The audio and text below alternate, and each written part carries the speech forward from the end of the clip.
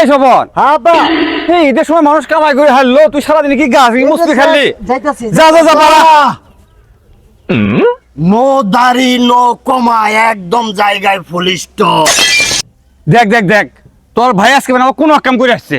কি করছ? ময়নার বাপ ময়নারে আমার সঙ্গে বিয়ে দেয় না, ময়নার বাপের জায়গায়।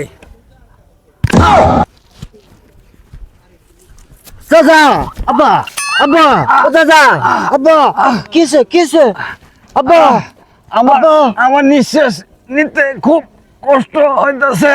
তাই এই গো না